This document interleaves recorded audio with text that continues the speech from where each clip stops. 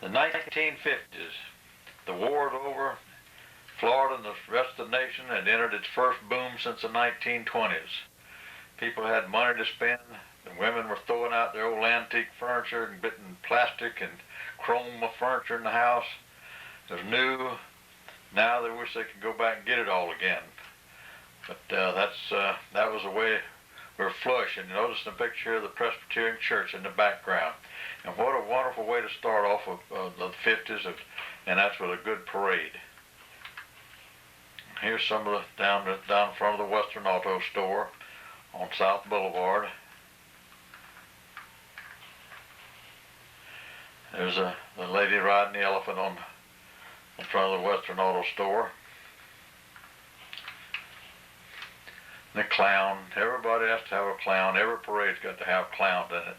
The children love clowns, and even the adults love clowns. There's a beautiful parade. The float, this parade, we don't have as pretty floats today as we did then because they got so expensive that most of the clubs can't make them. It costs them too much money. They're up on the boulevard. Everybody's seeing line in the street just like we do today, waiting for the parade to start. There's one difference though. If you look back in the far right-hand side, you see the steeple of the old First Baptist Church, which is down on the corner of Church Street and the boulevard. And this was taken down in front of Fiesel's Paint and Glass at Wisconsin. And it's appropriate that they would be telling you to go vote. So you can tell what time of the year this is. It's in the fall of the year, waiting for the elections to start. Help us graduate. I don't know what they wanted in help, but you can see Golf Hardware over there and Fiesel's, and I guess anything you could do would be a help to the kids that needed to graduate. And there's the parade starting there. It's a real good picture of Fiesel's.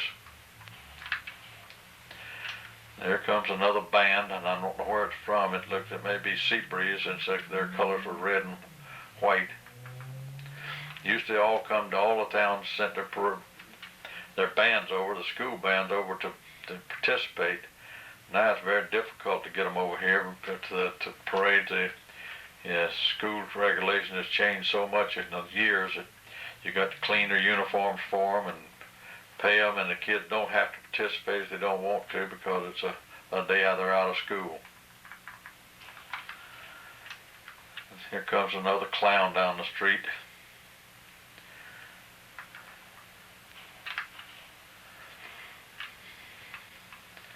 And the girls in their Christmas costumes. There's one of the floats, and the car floats. Always got to have car floats. Back today, that's what we have most of is cars in the parades. And Santa's reindeer coming down the street. And you're right in front of McCrory's Dime Store here now, our 10-cent store, as we always called it. Or 5 and 10. Now instead of 5 and 10 cents, it's $5 and $10.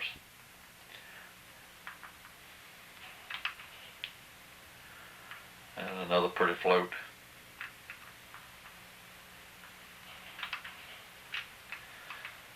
And so, strange, there little elves coming down the street, pulling their bells and stuff. They got a sleigh evidently behind them. Here comes looks like the Euclid High School band.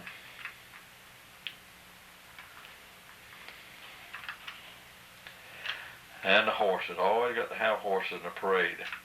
But the most famous horse that ever participated in our parades here in DeLand for many years was Johnny MacArthur and his beautiful white horse that he could get him up on his back legs and he could walk for a little ways just on his back legs.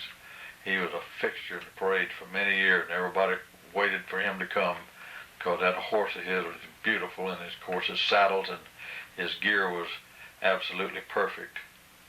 Johnny was a fine man and a very attention getter for the children. Now you remember when you could turn left off of the boulevard on the New York? Well, that fellow right there is doing it. He's not illegal. You can see the sign saying he can do it. Woolworths over on the corner there.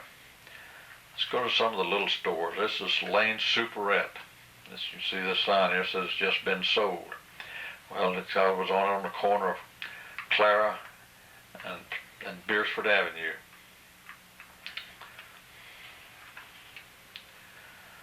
There's what now we call the Cabbage Patch Restaurant up on South Boulevard across from Winnemusette. And the Wee Washy Laundry was right next door. Both the buildings are still there. The washer place is gone, but the restaurant's still in the corner, right where it's always been. It's changed hands many times since it was built. And Harvest to Harvest Cafe out on North Highway 17, beyond where the truck route comes in. On the left-hand side, Mr. Harvey worked for the county, but he and his wife built this building, opened this restaurant here. And she was the first person in the restaurant I ever knew that cooked French fries ahead, almost done, but not quite. And when you come in and order them, she'd put them back in the hot oil, and it would cook them real quick. And I always wondered how on earth she could cook French fries that fast. And then she told me that's how she did it. And Mr. Harvey sold that to Rimmel. Rimmel dressed it up some with a brick front and all. That was a very popular restaurant here in DeLand for a few years, and he closed it up, and it never was reopened as a restaurant. There's a junk shop out there for a long time, and now it's just a vacant building sitting there. This is another one of our restaurants in town. This is out on the north end of town. That you can see the inside of it. I don't know how many of you remember that. This is a gas station. It was located on the corner of Beersford and the Boulevard, where the bank is now. In that corner there, it was a Sinclair station. There's another picture a little further away. You might be able to recognize it when you see this picture. But it was in the northeast corner of Beersford and the Boulevard. This is the electrical works out on South Boundary Avenue. It's still there. The building's still there, and I don't know what's in there now for sure, but it's right at the railroad track on Boundary Avenue. This is a delicatessen. It was at Todd's place on East Ohio Avenue.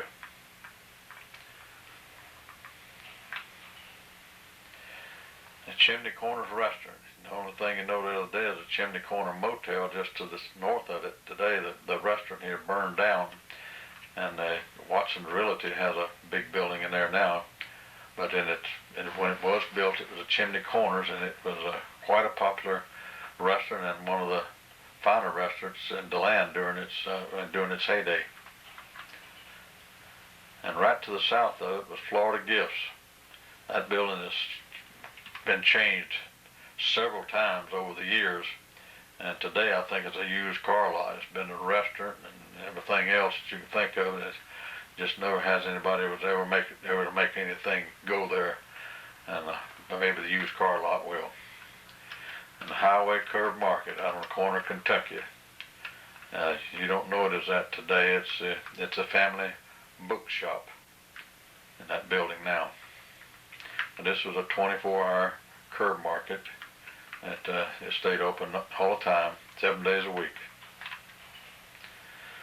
And this is out just before you get to the old Daytona Road. This is the old corner building, and right side of it is Carter's Garage. Kimberly Carter had an automobile shop there where he repaired cars. The old building there is going to be tore down in the very near future. And Wardy Carter, he was called himself the Old Cracker. He was a real estate person here after the war. And if he wanted something in this country, he knew all about it. He could tell you anything you wanted to know about any of the property around here, because he had been living here most of his life. And then just to the north was this packing house here. It sold fresh fruit, because back then fresh fruit was the main thing that got sold. There wasn't much concentrate, or wasn't any concentrate yet. It was just beginning to come into business, was the concentrate business, and all the little stands up and down US 1 and 17 where you could stop and you could get all the orange juice you could drink for a dime. Of course, you may not have got but one glass because that's all you could drink for a dime. This is the old Barnett Bank on West Indiana Avenue. It was built there as a bank. Today it's a part of the county complex there. I think the finance department is located in this building now. Allen White Company, that's right around on Indiana, just off the boulevard. Allen White sold all kind of typewriters and materials for typewriters, paper, and other supplies for offices and for schools.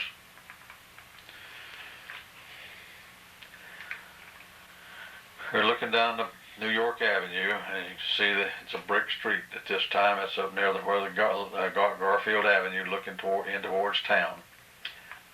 And most of these old curbs on these streets were granite. If there's still a few of them around, if you look close in the early streets, they were paved. If you look at them real close, you'll see that they're not poured concrete. They're actually cut granite. It was cut up in Georgia and sent down here and to the sides to be put in place for the curbing.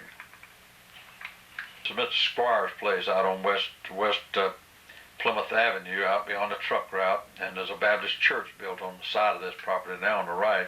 Of course, these orange groves all froze out in later years in 1983 and 1985. There is one grove just beyond it that Mr. Lee Powers planted, and it's a real nice grove today, and there's one across the street that's a small grove. Georgia Boys Restaurant. Everybody remembers going to Georgia Boys. After you got out of the movie, or after you come back from the ball game, you'd go to Georgia Boys and have a bowl of chili with the little crackers in it and a Coke. And barely any of the kids ever drank coffee, so you drink Coca-Cola or the Pepsi, whatever they had, and have your bowl of chili. A bowl of chili cost you a nickel. Today you can't get one of the soda crackers for a nickel. And the boulevard, it's in the southwest corner. There's a service station here today, but it doesn't look anything like this. This is Mr. Terwilliger's service station. Him and Mr. Bozzie bought this station and opened it up, and that's Mr. Bozzie and Terwilliger and someone else out in the front here. That's Mike Bozzie. He gave me these pictures, and you can see him in front of the pumps there on the boulevard at the Gulf Station. And there's Terwilliger and Bozzie in this picture. That's them again, and someone else. And there's a parade going by their place there.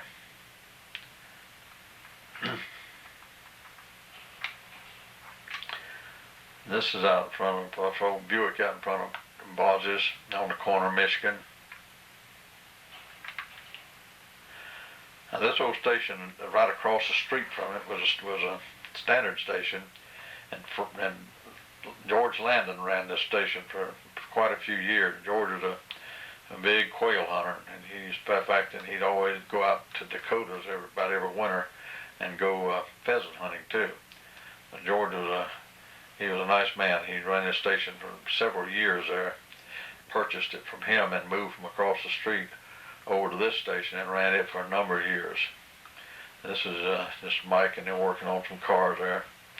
And this old fine Buick sitting out back there. And right next to it was Green's Fuel. All this is in there now where that's the Stetson's building is there on the corner of Michigan and the Boulevard in the southeast corner. This also later became the first Scotty's in DeLand. The Scotty's started off here, and they were there stored, and they moved out on the corner of the truck route and the railroad depot there in that building, and then they built the building up where it's located today up on Plymouth in the truck route. The Chamber of Commerce building on the corner of Florida and New York Avenue. It's a parking lot for the City Hall now. Built in the 20s during the boom. And if you notice the round circle up there with the diamond in it, that's the that's a $1 million drive, Daytona to DeLand to New Smyrna.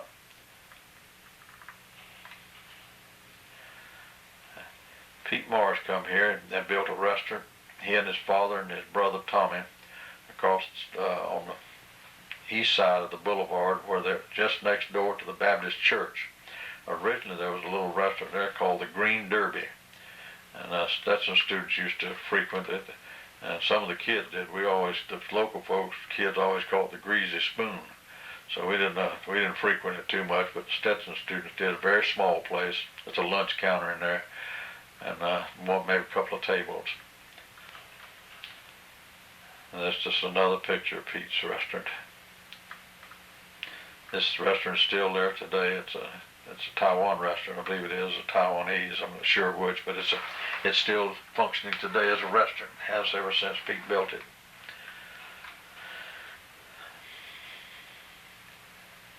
This is another Christmas parade. And we've seen those Christmas parades in several different years in the 50s. And if you look to the rear left corner of this picture here, where that tree trunk is, you'll see the Green Derby. You can see the very corner of that building I was talking about. McCrory's 10-cent store, dime store. This is a fixture in DeLand for many years. I spent many a night on Saturday night wandering up and down the hall, the counters in there where the toys were at, deciding how I was going to spend my 10 cents. If I got 10 cents, sometimes I got a nickel. But I'd agonize over that for just about the time they started to close up, which was at 9 o'clock, sometimes 10, but mostly they closed about 9, if there wasn't too many people in there. And I'd wait till almost time to close before I'd go spend my little 10 cent or nickel. And the post office was a fixture here for many years until they tore it down they moved out of it first up to the corner of Clara, and then came the health department for Volusia County. And then they moved out of there and they tore it down when they built the county administration building, corner of Florida and Indiana Avenue. Now they repaved the New York Avenue back in the 50s, and some of these pictures vary from the 50s to 60s. It's hard for me to tell which years they are, because they didn't have any writing on them, so it was just had to guess. But you can see the building in the background over there is still there today. That's where Nutting Electric was for many years. And the building on the right was an apartment house, and it was torn down to build the First Union Bank. Inland Buick. It was Van Landingham had this, and it's a city parking lot there today. It's right past Nutting, so going on into toward town. It started off as a livery stable in its earliest days, and then became an automobile place, and they sold different kinds of cars there during its history. And the Buick place was the last place there before the city bought it, tore it down, and made a parking lot out of it. Now we're looking down the boulevard now. You can see the brick street, the paved street there. And this is shaded trees over the street, and they're gradually coming back, but it'll be a while yet.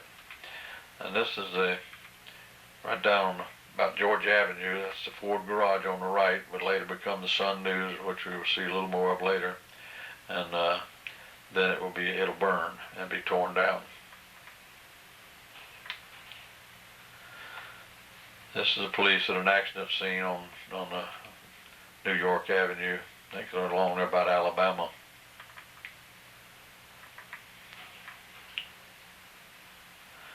This is right in front of the Boston coffee shop.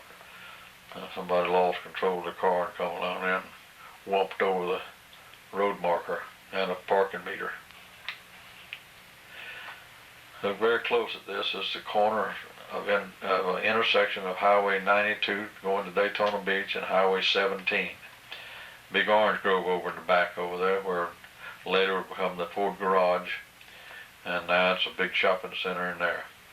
And the big shopping center back on the left here, where we're looking, this picture's taken from.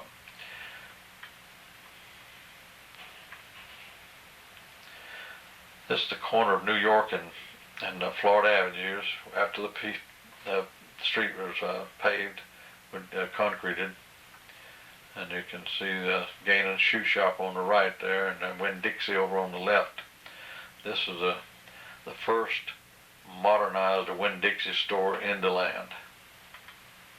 They sold it to the county because it got too small and the parking was so inadequate.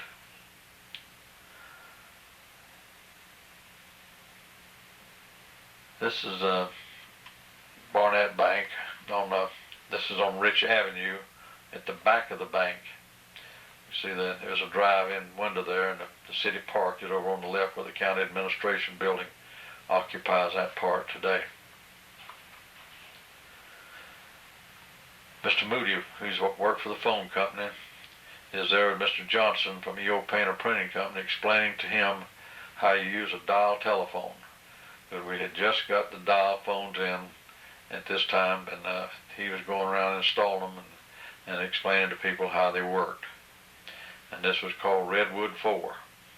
This later just became 734, but at that time it was Redwood 4. It was a second dial system in Florida.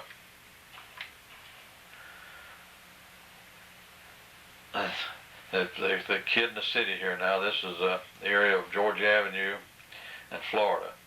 You can see that this is actually on Georgia, just off of Florida, but the fellows out there in a boat would like he's shooting ducks, because every time we have a bad rainstorm, that whole country would flood in there because they couldn't get the water off. DeLand is built in a hole, and it had a problem getting the water out of downtown DeLand when we have one of these flash storms. It's a lot better than it used to be, but they still have problems.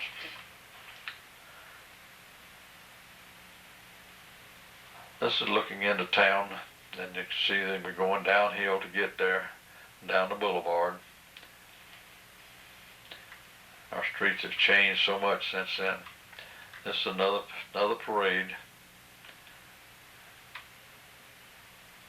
That's Red's Quick Lunch over on the right-hand side there. That's the corner store of this is Rich Avenue and the boulevard.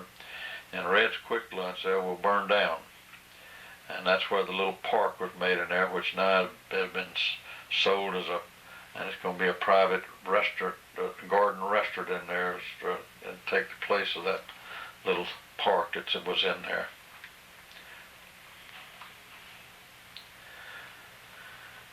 And this is right across the street, looking just straight across. You can see the A&P market there, and just past the A&P down there is where Winn was Lovett's in the beginning. It became Winn Lovett later, and then it became Winn-Dixie.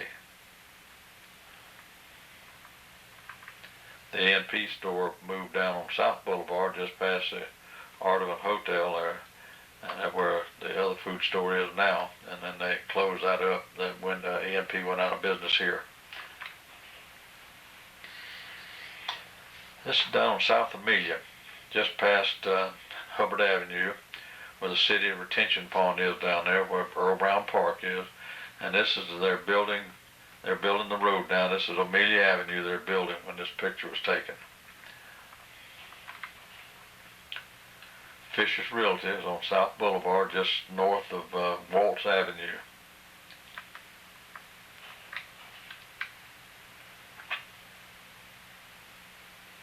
This is a car wreck down I think it's at Vorse Avenue and the boulevard. There's some of the city equipment, and BG Ford, and would work Public Works, and way in the back is Bill Lavelle, who was the city manager at that time, and they're working on one of the streets here in DeLand. We had a lot of dirt streets back then, and they're trying to get them fixed up. There's Shorty Jones in the background, and Wiley Nash, and they're working on a water problem. Nash was superintendent of the water department back then. And that's Mr. Lavelle with a group of the ladies there that he's signing some kind of a proclamation dedicating a day to them, to their organization.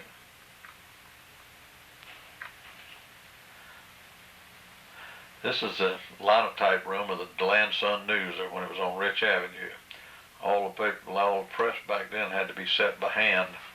Today they don't even know how to do it, and I doubt very few people know how to do it anymore. But all the paper had to be set by hand and then proofread, and you got it printed to see if they made any errors. And this is the group of the ladies that worked at the DeLand Sun News. You might can pick them out. I can't tell you who they are because I don't really know.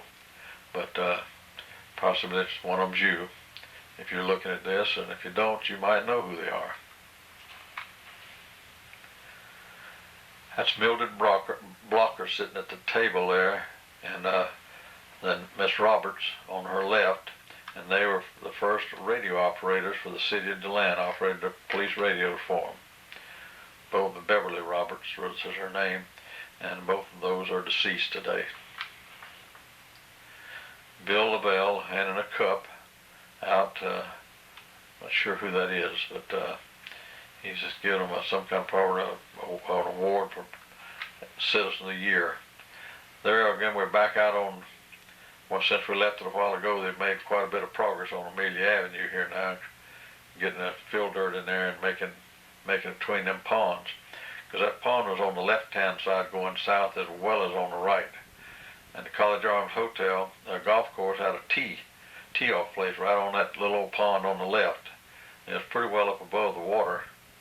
And as a kid, we'd go down in the afternoon, and when they'd tee off, they'd most of the time knock their tee down in there, and they wouldn't go get them. And we'd go down there and pick them up and bring them back up. But nobody'd ever buy them, so we'd just we don't know what we don't, we just throw them away, I guess. But it was fun to go down there and watch them. Sometimes they've knocked a golf ball in there too, but that water's too nasty and too muddy and all for me to go in and get a golf ball. This is a new clock that's been installed in the football field down there.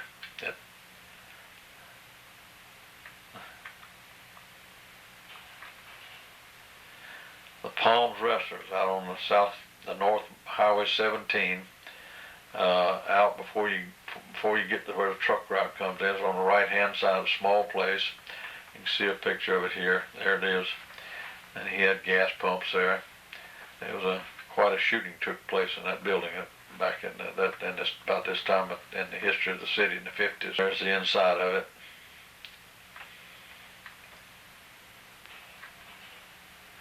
And they're going to have a turkey shoot out there.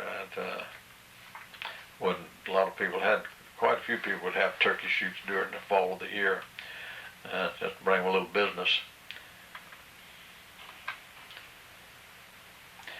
This corner of Alabama and New York Avenue, over on the right over there is a little laundry and a Gulf station that little Joe Collinger operated there, and the bank, you can see the First Union Bank in the background. They will purchase the station and the little dry cleaning place and tear them both down and build a walk-up or drive-up bank teller place there, which will later be removed. The Florida Power building is on the left-hand side there. And this is the Florida Power building. You see it there, and they evidently had an accident there, and the police are there investigating a nighttime accident. This is looking down the boulevard from this aerial view, and you can actually you're looking west. The boulevard is running to your right, and you can see DeLand is a pretty crowded little city. If you get up much further and start looking around on the edge of this, all you'll see is oak trees, and you don't see the houses very much in there. This is after a storm came through. You can see the New York Avenue here. This is the boulevard. This is looking down the boulevard, and you see the brick street is still there.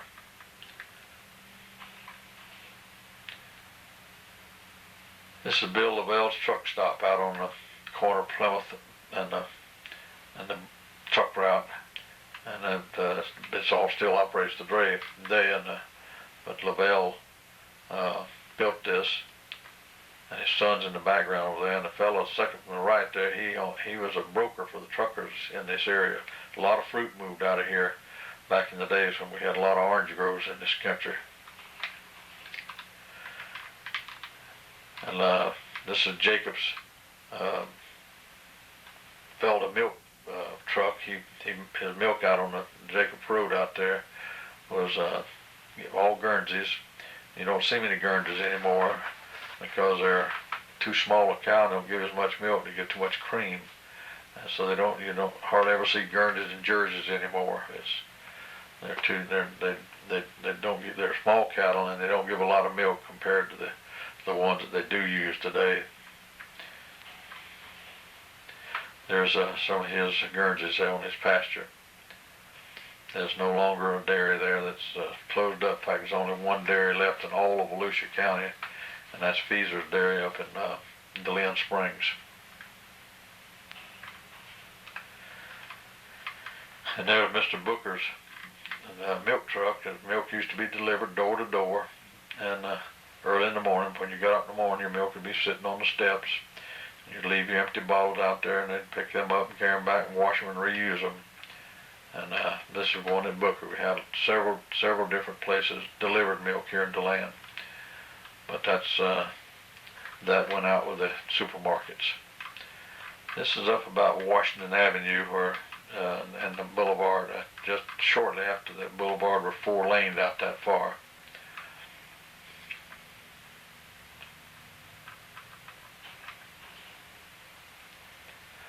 This is out at the county city dump. This is out what is known as the South Ridge Golf Course today.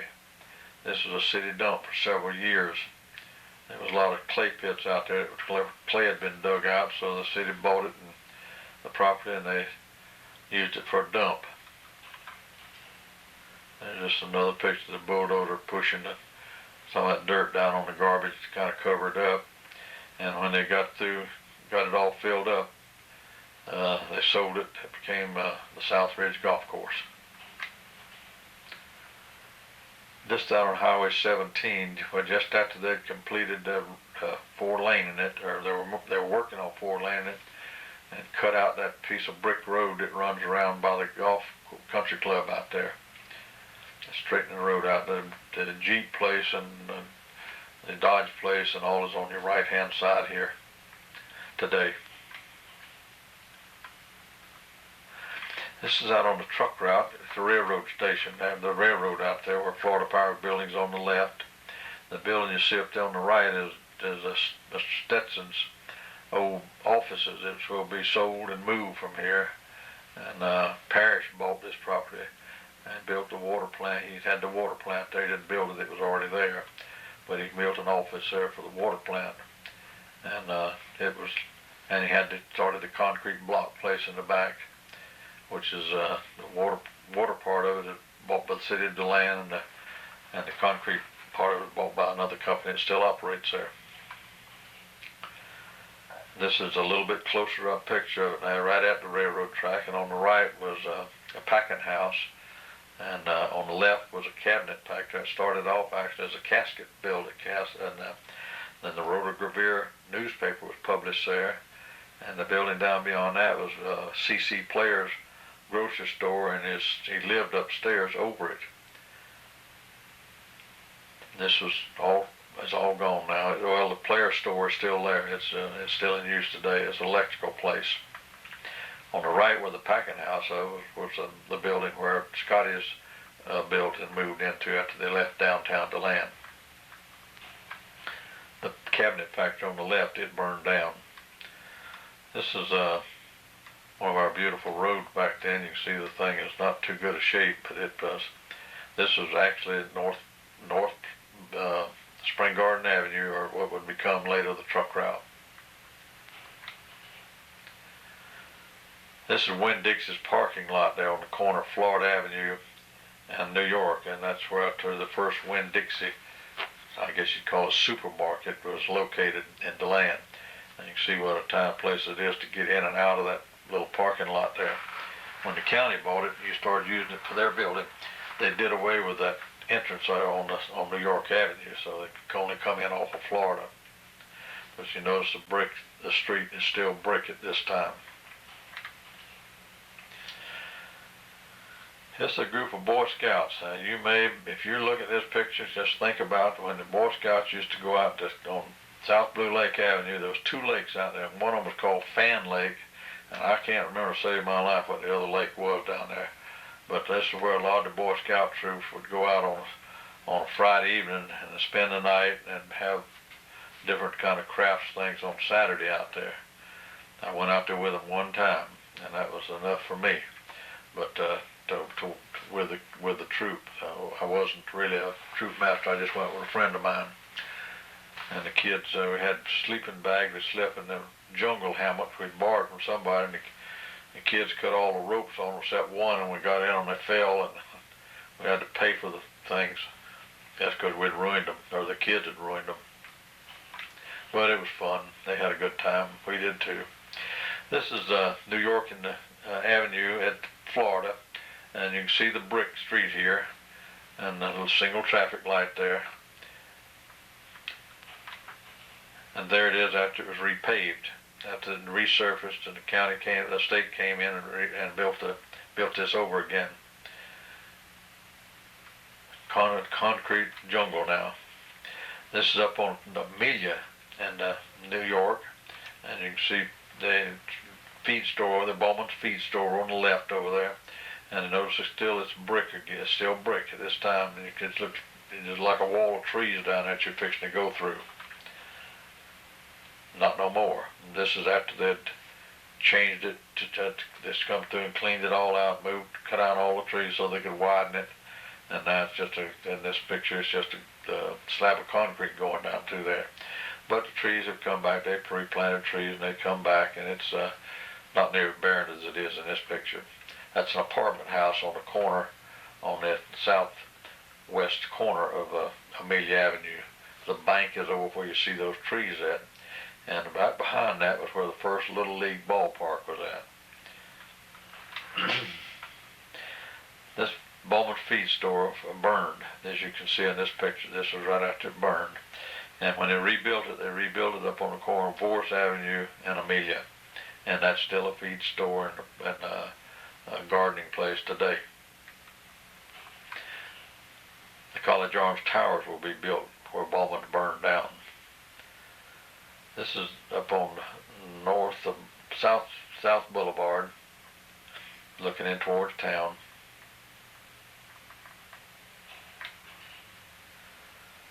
And this is also on South Boulevard, looking into town from a different place.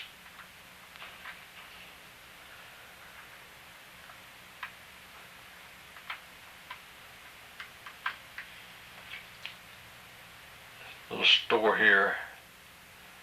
And this is the Casa Loma Inn. This was located out on North Boulevard where the big automobile garage was, and it's a care center now for children there. It's a 24-hour babysitting service really for children.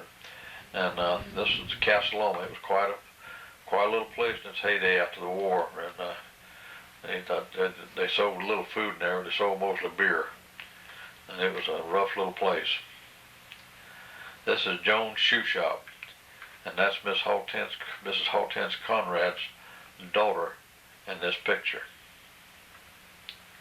It was located on East Indiana, on the right-hand side of the street, just off the boulevard.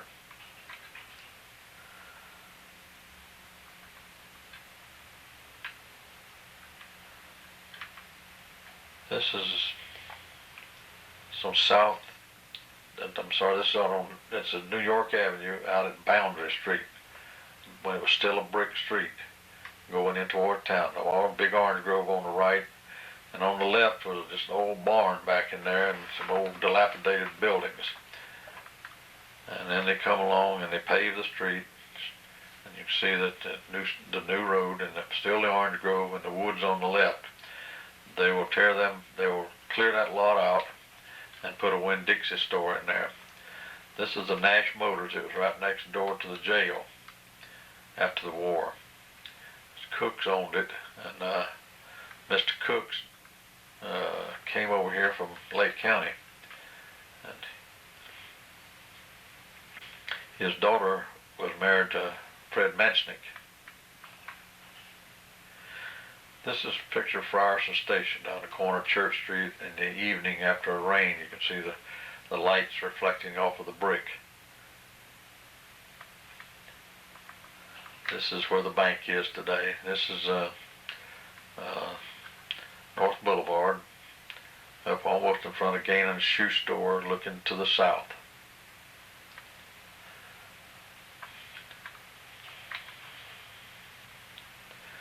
And this is looking over those buildings where I spoke to you about where the Green Derby was.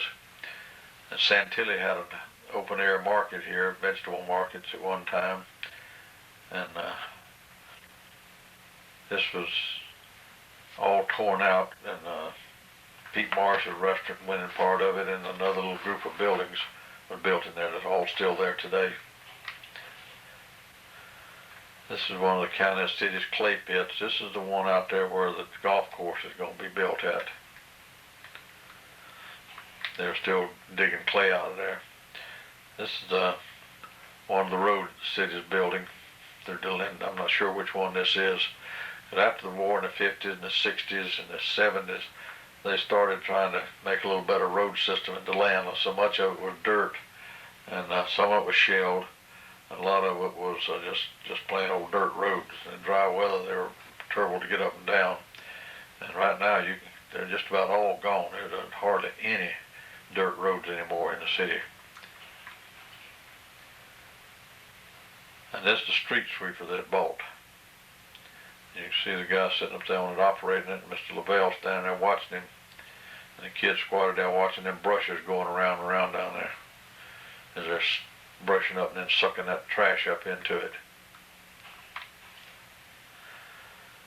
This is another one of the street projects.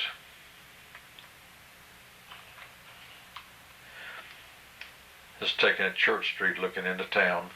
This is before the, well, it was after the road was paved.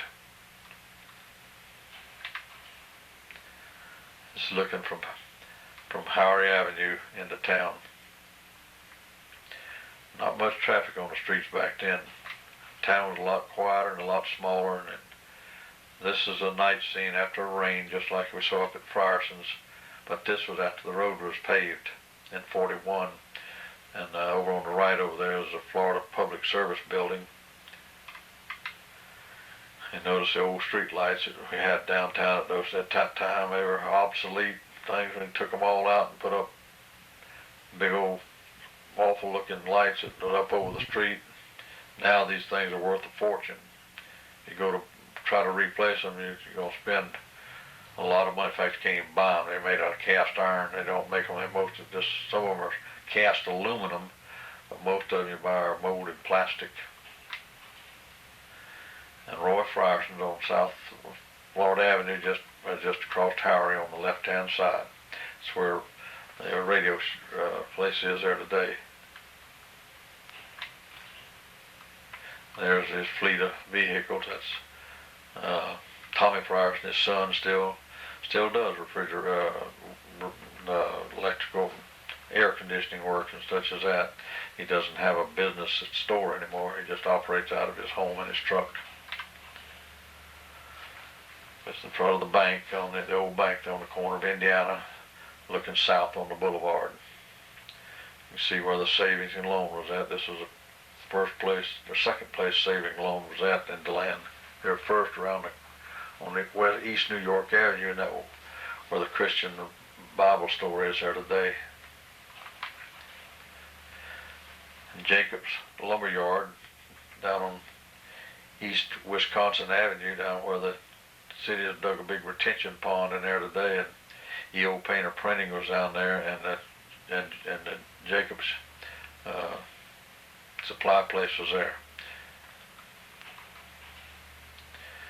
And this is Robbie's service station. Robbie's was located just across the railroad track at Ojai Avenue on the left-hand side going north, and he had quite a business there. You could buy a few groceries there in the evening if you need a loaf of bread or some milk or just a few small items, but that's about all he sold there. But the rest of his work was repairing cars and selling of gasoline. There's Vernon Robinson, and on the right, his dad. Now, another brother, Dick, was with him when they opened this place up, and Dick moved on down to Tampa, and Mr. Robinson retired, and Vernon had it to himself until they decided to rebuild the station, make it a modern station, and he ended up closing the thing down and eventually went to work for DOT as a draftman. Boy, I Kepler Road out there. And that carries us still into the 50s, and we will continue the 50s series. And I'm sure a lot of you can remember this, and some of you may remember it a little bit different than I do, and that's okay, because the history is only remembrances. And if you don't remember what remembrances are, if you have an accident and there's 20 people standing there watching it, and you ask them what happened, you're going to get 20 different answers. So if his time goes by, history is just what we can remember. So I will see you soon on another film.